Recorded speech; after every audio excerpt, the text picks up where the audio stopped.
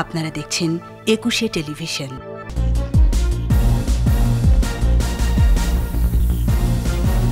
অফিসে ঢুকে এলোপাথারি গুলি, কুমিল্লায় কাউন্সিলর সহ 2 জন নিহত, আহত 7।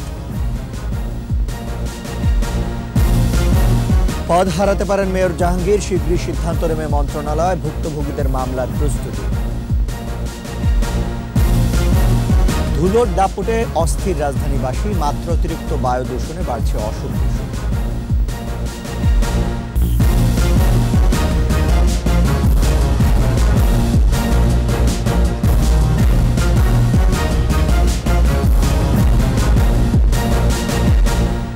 শুনছিলেন ফার্স্ট সিকিউরিটি ইসলামী ব্যাংক লিমিটেড সংবাদ শিরোনাম।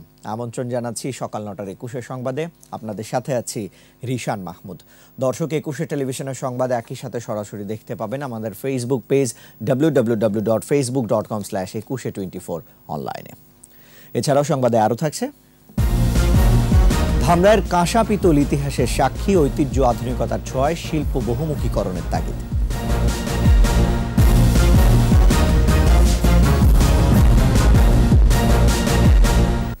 মুখোশধারী দুর্বৃত্তদের এলোপাথারি গুলিতে নিহত হয়েছেন কুমিল্লা সিটি কর্পোরেশনের 17 নম্বর ওয়ার্ড কাউন্সিলর মোহাম্মদ সোহেল ও সহযোগী হরিপদ সাহা। আহত হয়েছেন 7 জন। কুমিল্লা প্রতিনিধি হুমায়ুন কবির রনি রিপোর্ট জানাচ্ছেন রত্না জামান। সোমবার বিকেল 4:30টার দিকে নগরের পাথারিয়া পাড়ায় কাউন্সিলর সোহেলের ব্যক্তিগত কার্যালয়ে ঢুকে গুলি করতে শুরু করে 8 থেকে 10 জন দুর্বৃত্ত। ঘটনার পর নগরীর সুজানগর পাথারিয়া পাড়ায় আতঙ্ক ছড়িয়ে পড়ে। প্রত্যক্ষদর্শী ও আহতরা জানায়, ব্যক্তিগত কার্যালয়ে সোহেল কয়েকজনকে নিয়ে অবস্থান করছিলেন। এ সময় দুর্বৃত্তরা ঢুকে এলোপাথারি গুলি ছোড়ে। আহত হন ওয়ার্ড আওয়ামী লীগের সভাপতি কাউন্সিলর সোহেল সহ 9 জন।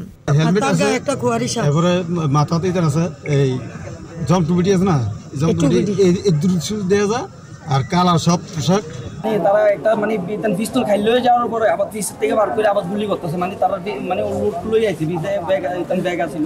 আমরা চাই এটার একটা সুষ্ঠু বিচার হোক, যাতে এটা একটা উদাহরণ হয়ে যায় যে ক্রাইম করে কেউ বাঁচতে পারে না। তাদের উদ্ধার করে কুমিল্লা মেডিকেল কলেজ হাসপাতালে নেওয়া হয়।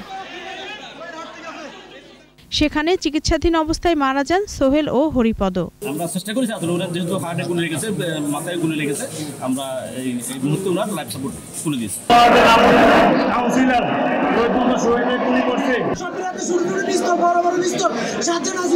ঘটনার পরপরই আশপাশের এলাকায় মোতায়েন করা হয় অতিরিক্ত পুলিশ। ঘটনার তদন্ত করছে এবং একই সাথে সম্ভাব্য জড়িত যারা আছে তাদের আটকের জন্য একাধিক কাজ করছে।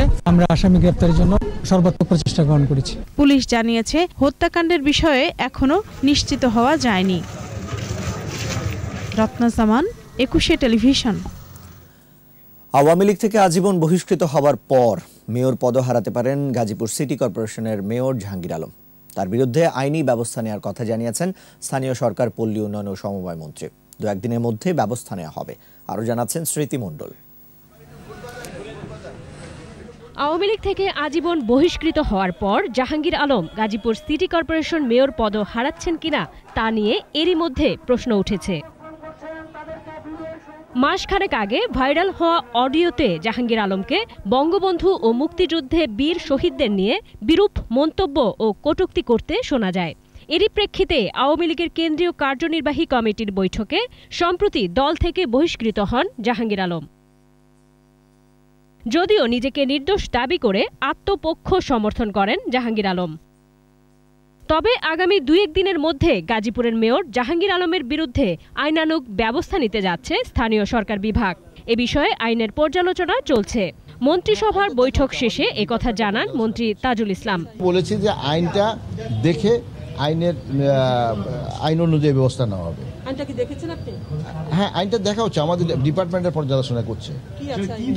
না, এটা তো আমি এখন বলবো, যদি পর্যালোচনা হোক তারপরে বলবো। এদিকে ভুক্তভোগীরাও জাহাঙ্গীর আলমের বিরুদ্ধে মামলা নেয়ার প্রস্তুতি নিচ্ছেন। স্মৃতি মণ্ডল, 21 টেলিভিশন, ঢাকা। ধুলোবালুর দাপটে অস্থির রাজধানীবাসী, শীতে ভোগান্তি বাড়লেও বছর জুড়ে জেরবার অবস্থা। মাত্র অতিরিক্ত বায়ু দূষণে বাড়ছে অসুখ বিসুখ, ফুসফুস, যক্ষা আর ক্যান্সার আক্রান্ত হচ্ছে নগরবাসী। প্রণব চক্রবর্তীর বিশেষ রিপোর্ট।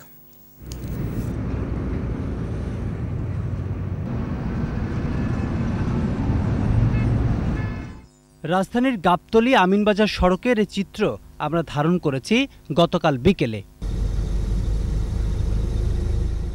ঢাকার প্রবেশমুখের অন্যতম এলাকাটি বহুদিন ধরেই এক নাগাড়ে বায়ু দূষণের চ্যাম্পিয়ন। রাজধানীর অন্য এলাকার অবস্থা এতটা নাকাল নয়, তবে খুব যে বেশি ভালো তা আবার বলা যাবে না, কারণ শীতের শুরু থেকে বসন্তের মাঝামাঝি ধুলোয় কাহিল মহানগরের প্রায় ৩ কোটি মানুষ। ধুলায় বের হওয়া যায় না, গোসল না করলে আর বাসায় বসা যায় না। এই গাড়িতে যে মাটিগুলা পড়ে এগুলো তো ঠিক মতো উঠায় না। নির্বিচারে ধুলো ছড়াচ্ছে সরকারি বেসরকারি প্রকল্প, পিছিয়ে নেই ডেভেলপার আর রিয়েল এস্টেট কোম্পানিও। স্বাভাবিকের চেয়ে 10 গুণ বেশি এই ধূলিকণা প্রতি বছর আয়ু কমায় সাধারণ মানুষের। কারণে অকারণে অসুস্থ হচ্ছে মানুষ। জামা কাপড় বলেন বা যাই বলেন, একদিন পরে বেরোলে দেখা যায় দ্বিতীয় দিন আর পরার মতো অবস্থা থাকে না। যখন কফ টানি তখন ধুলা বাইর হয় আর হাঁচি পড়ে, বিশেষ করে বাচ্চাদের খুব ক্ষতি হচ্ছে। 270 বর্গ কিলোমিটারের ঢাকা মহানগরে চলছে 5.5 লাখ গাড়ি, আছে নিয়ম না মানা অসংখ্য কারখানা।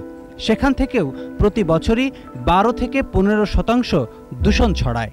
পৃথিবীব্যাপী গড় আয়ু প্রায় 7 বছর করে কমছে মানুষের, কিন্তু ঢাকার মানুষের প্রায় 5 বছর করে গড় আয়ু কমছে। তাহলে আমি তো এটা আমার রাইট টু লাইফে আঘাত যে আমার গড় আয়ু, এই শহরের যারা বায়ু দূষণ নিয়ন্ত্রণ করার দায়িত্বে আছে, পরিবেশ অধিদপ্তর, সিটি কর্পোরেশন, অন্যান্য নির্মাণকারী যে সংস্থা, তারা কিন্তু ব্যর্থ হয়েছে। চিকিৎসকরা বলছেন বায়ু দূষণে বিশ্বে 30 কোটি লোক শ্বাসকষ্টজনিত রোগে ভোগেন, শুধু বাংলাদেশেই আক্রান্ত 45 লাখ। ধুলার মধ্যে তো অনেক ধরনের টক্সিক উপাদান থাকে, যেমন সিলিকন থাকে, ক্রোমিয়াম থাকে, কার্বাইড থাকে, সেগুলো থেকে ক্যান্সার পর্যন্ত হতে পারে।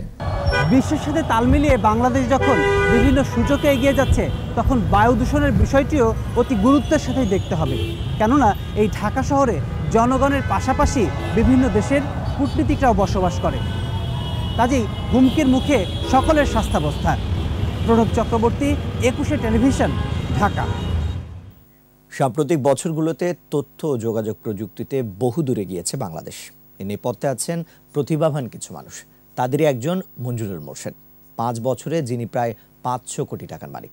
স্বপ্নচারী মঞ্জুরুলের সাফল্য গাথা শোনাচ্ছেন সহকর্মী আদিত্য মামুন।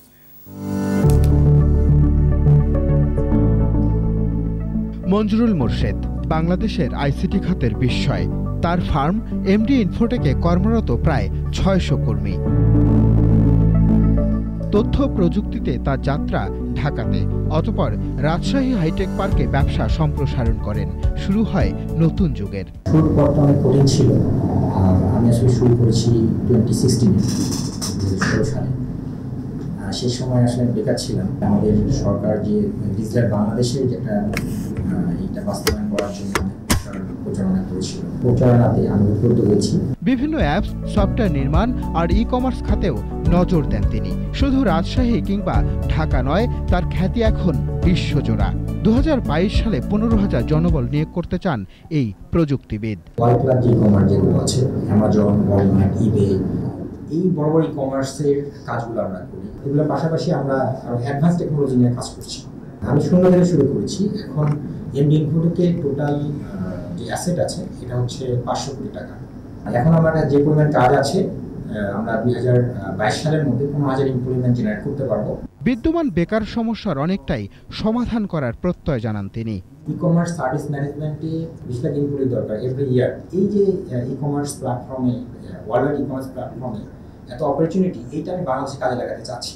আমি নিজে উদ্যোক্তা হিসাবে আমি চাই যে বাংলাদেশে আরো অনেক উদ্যোক্তা তৈরি হোক এবং আরো এমপ্লয়মেন্ট জেনারেট হোক।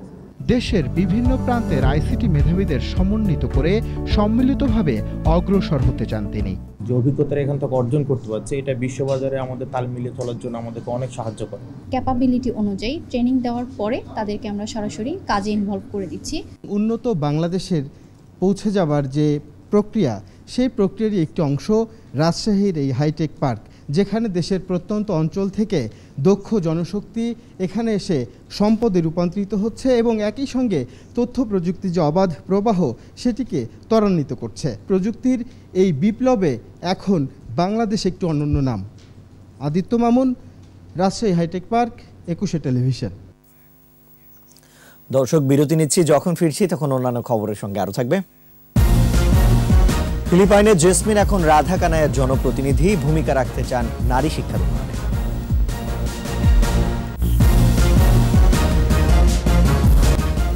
আবার আমন্ত্রণ সকাল ৯টার ২১ সংবাদ।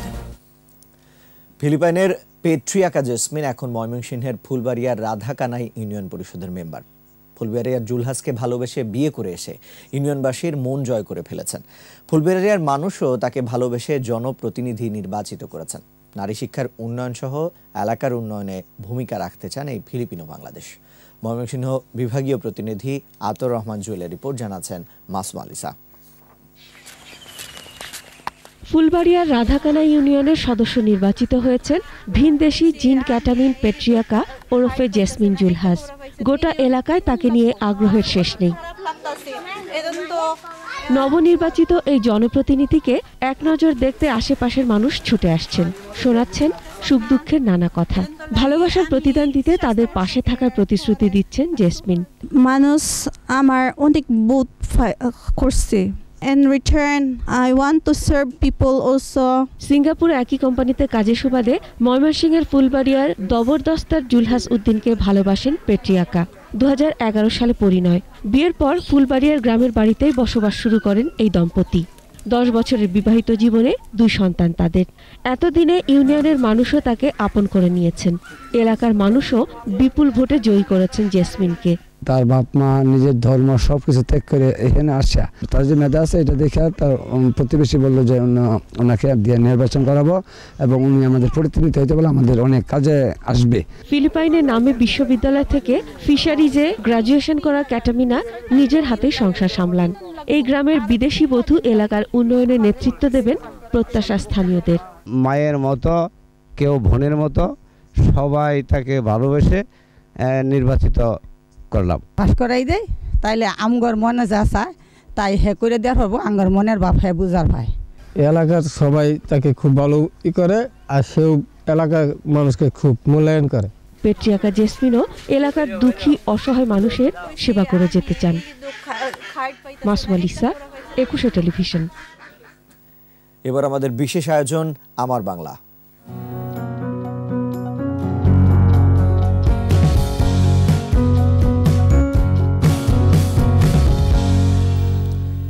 আবহমান বাংলার চিরায়ত ঐতিহ্যের সঙ্গে মিশে আছে কাঁসা পিতলের ব্যবহার। ধামরাইয়ের ঐতিহ্যবাহী কাঁসা পিতল শিল্প যেন সেই ইতিহাসের সাক্ষী। একদা এসবের ব্যবহার দেখা হতো আভিজাত্যের প্রতীক হিসেবে। কালের বিবর্তনে ব্যবহার কমলেও শৌখিন মানুষের কাছে এর চাহিদা রয়ে গেছে বইকি। সাভার প্রতিনিধির সহায়তায় রত্না জামানের রিপোর্ট। অভিজ্ঞ শিল্পীর গভীর মনোযোগ, নিখুঁতভাবে তৈরি হচ্ছে কাঁসা পিতলের ভাস্কর্য ও নানা ধরনের তৈজসপত্র। মোমের তৈরি ছাঁচের উপর মাটির প্রলেপ, এরপর মোম গলে ভেতরটা ফাঁপা হলে ঢেলে দেয়া হয় গলিত কাঁসা।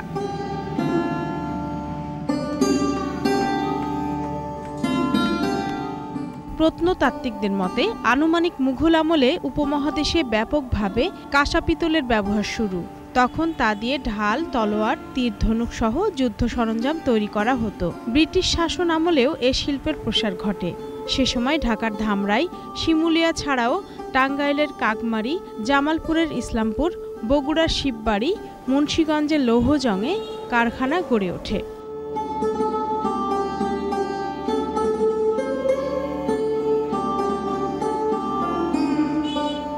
ধামরায় কাঁসা পিতল শিল্পের যাত্রা পাল আমলে। আর মাত্র 1 দশক আগেও শতাধিক কারখানা ছিল এখানে, অথচ এখন হাতে গোনা 2-3টি। এর মধ্যে সবচেয়ে বড় সুকান্ত বণিকের কারখানাটি। বংশ পরম্পরায় হাল ধরে রেখেছেন তিনি। আমি পঞ্চম প্রজন্ম যে এখনো চেষ্টা করছে এই শিল্পটাকে চালিয়ে যাওয়ার। একটা সময় তো ছিল যখন কাঁসা পিতলের তৈজসপত্র থেকে শুরু করে বিভিন্ন ধরনের জিনিস আমাদের এই ধামরাই থেকে সারা বাংলাদেশের বিভিন্ন জায়গায়, এমনকি বিশ্বের বিভিন্ন দেশে পর্যন্ত এগুলো কিন্তু যেত এবং বিশাল একটা বাজার ছিল। এছাড়া রথখোলা, কায়েতপাড়া, গোয়ালপাড়া, মল্লিক বাড়ি, শিমুলিয়ার কারিগররা ধরে রাখার চেষ্টা করছেন পূর্বপুরুষের ব্যবসা। হাজার বছর পুরানো আমাদের কাঁসা পিতলের ঐতিহ্য ছিল। আমরা প্রচুর লোক কাজ করতাম, হয়তো 2700 কারখানা ছিল। আমরা আগে প্রতিদিনই করতাম, এখন যেমন 2 মাস 3 মাস পরে 2 দিন একদিন কাজ হয়, মানুষ সেভাবে কাজ দিতে পারে না। বিশ্বজুড়ে কাঁসা পিতলের ব্যাপক চাহিদাকে কাজে লাগিয়ে এই শিল্পের পুনর্জাগরণের আশা সংশ্লিষ্টদের। রত্না সামান, 21শে টেলিভিশন। দর্শক, বিরতি নিচ্ছি, যখন ফিরছি তখন অন্যান্য খবরের সঙ্গে আরো থাকবে। জার্মানিতে করোনার চতুর্থ ঢেউ, 24 ঘন্টায় 30,000-এরও বেশি রোগী শনাক্ত।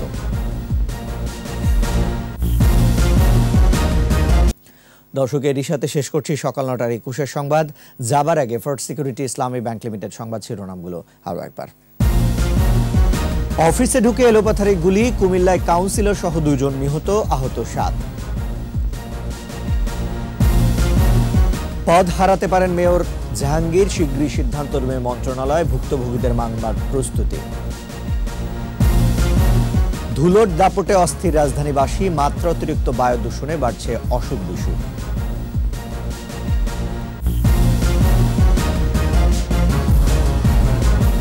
দর্শক, সর্বশেষ খবর জানতে ডায়াল করুন 2021 নম্বরে, ভিজিট করুন 21.tv.com এর ওয়েবসাইটে। এছাড়া ফেসবুকে লগ ইন করতে পারেন facebook.com/2124 অনলাইনে। এতক্ষণ সাথে থাকার জন্য ধন্যবাদ। আমাদের পরবর্তী সংবাদ বেলা 12টায় দেখার আমন্ত্রণ রইল। স্বাস্থ্যবিধি মেনে চলুন, সুস্থ থাকুন, 21-এর সাথেই থাকুন।